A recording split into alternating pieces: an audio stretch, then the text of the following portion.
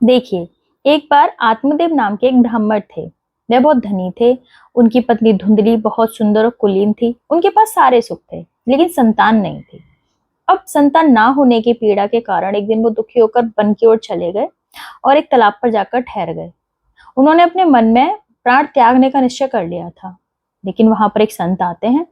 अब तो आत्मदेव उनके चरणों में गिर जाते हैं। प्रभु, मुझे तो संतान चाहिए। अब संत उनसे कहते हैं कि तुम्हारे तो 7 जन्मों तक संतान नहीं है आत्मदेव।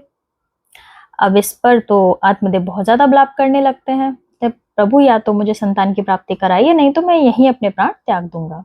अब उनकी हठ से मजबूर होकर संत उन्हें एक फल देते हैं कि ये अपनी पत्नी को खिला देना और आपको संतान की प्राप्ति हो जाएगी। अब आत्मदेव वह फल लाकर अपनी पत्नी को दे देते हैं। अब इस पर धुंधली सारी बातें अपनी बहन को बताती है।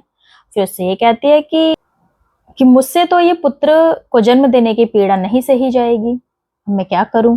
तो इस पर धुंधली की बहन कहती है कि तू यह फल गाय को खिला दे।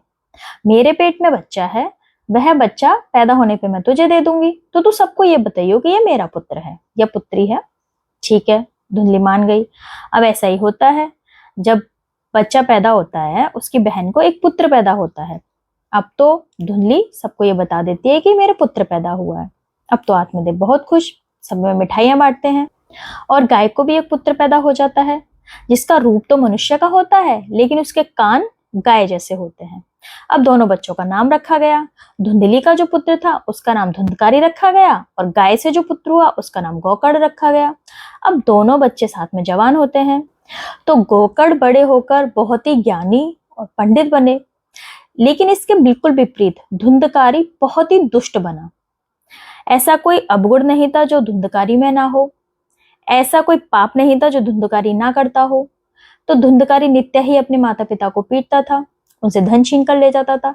इस प्रकार उसने सारी संपत्ति नष्ट कर दी और धुंधकारी की इन पीड़ाओं से दुखी होकर धुंधली ने भी कुएं में कूदकर अपनी जान दे दी, प्राण त्याग दिए।